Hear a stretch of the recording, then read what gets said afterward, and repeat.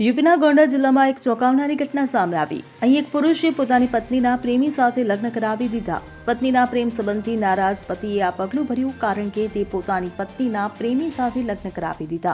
તેણે પૂજારી અને ગ્રામજનોની હાજરીમાં મંદિરમાં સંપૂર્ણ વિધિ સાથે પોતાની પત્નીના લગ્ન તેના પ્રેમી સાથે કરાવ્યા। લગ્ન પહેલા પતિએ પોતે હેન્ડપંપ પાસે બેસીને પોતાની પત્નીના વિદાયના સિંદૂરને પાણીથી ધોઈ નાખ્યું, જેનો વિડીયો સોશિયલ મીડિયા પર વાયરલ થઈ રહ્યો છે। આ સમગ્ર મામલો જિલ્લાના પોલીસ સ્ટેશન ખોડારે વિસ્તારનો છે। અહીં દૌલતપુર ગામના રહેવાસી હરીશચંદ્રના લગ્ન 14 વર્ષ પહેલા કરિશ્મા સાથે થયા હતા। બંનેને 2 બાળકો છે, એક 12 વર્ષનો પુત્ર અને 9 વર્ષની પુત્રી।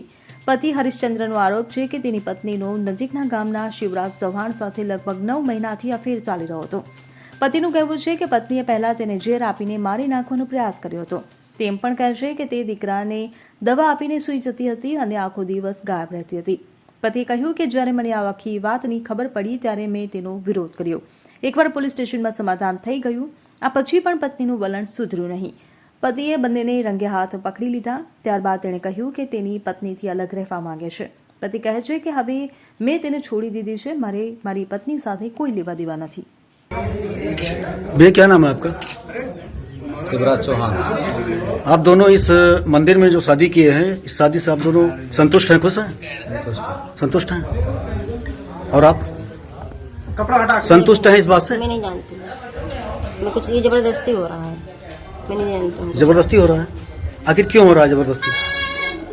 जब थाने पे हो गया, मैं अपने रास्ते आ रही थी तो जरूरी था साथ में पकड़ के लेके आए। ये कहाँ थे, मैं कहाँ थी, क्या वो था, पकड़ के लेके आए वहाँ से। नहीं तो यहाँ तो जो पंच लोग हैं, प्रधान भी साथ में, ये सब बता रहे हैं ये ऐसा ऐसा घटना घटा है। जब मैं था वो पुलिस बोले कि पीछे रोड से निकल जाओ, तुम्हें मारने के लिए वो बैठे हैं रास्ते में। अच्छा। तो मैं खड़ंजे से पीछे रोड से निकली। अब ये मैं आगे आके भूल गई, मैं पहली बार वो रास्ते आई हूँ।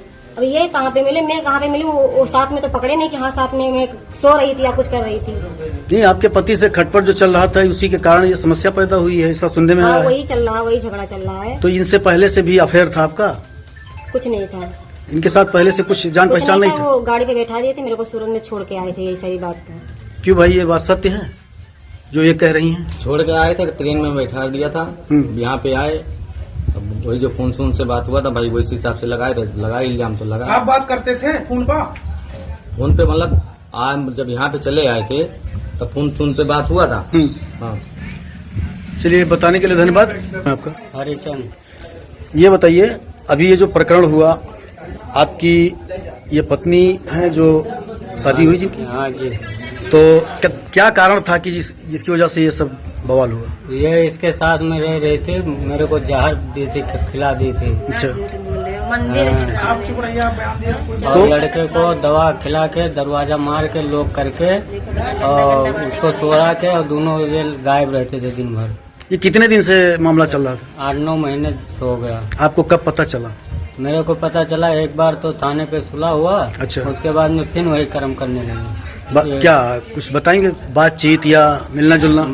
ये दोनों फिर मिलना, मैं ऑपरेशन करा लिया। अच्छा। तो मैं चल नहीं पाता था, घर वो रूम पे सोया था और ये दोनों गायब रहते। आज आपने अपनी पत्नी का अपने हाथों से मांग धोया है। हाँ जी। और स्वेच्छा से आपने इनको त्यागा है? हाँ जी। मतलब अब इनसे कोई मतलब नहीं है आपका? हमको कोई मतलब नहीं इससे।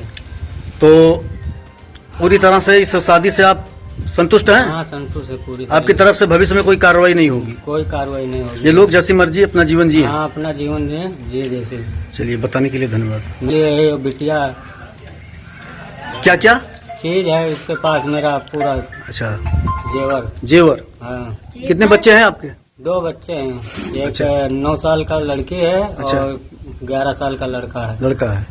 9 साल का लड़की ना झूठ बोला था। अरे चलो 9-8 जो भी होगा अंदाजे ही बताया जाए। चलिए ठीक है, 6-7 होंगे जो भी होगा। वो फिलहाल दोनों मेरे को दे लड़की और लड़की लड़का। नहीं दूंगी मैं, मेरे को लड़की और मेरे को अब लड़की नहीं दूंगी। चूंकि लड़की और लड़के को लेन देन के बारे में तो अब आप लोगों को कोर्ट तक जाना पड़ेगा। कोर्ट जाना पड़ेगा, अगर सहमति नहीं बनती है तो कोर्ट जिंदाबाद है। कोर्ट में जाकर के आप लोग उस पर डिसीजन ले सकते हैं। चलिए ठीक है, बताने के लिए धन्यवाद। जाइए। Bureau report CN24 news. હવે જુઓ દેશ દુનિયાની તમામ ખબરો તમારી આંગળીના ટેરવે। ઉઠાવો મોબાઈલ અને Google Play Store પરથી ડાઉનલોડ કરો અમારી CN24 ન્યૂઝ મોબાઈલ એપ।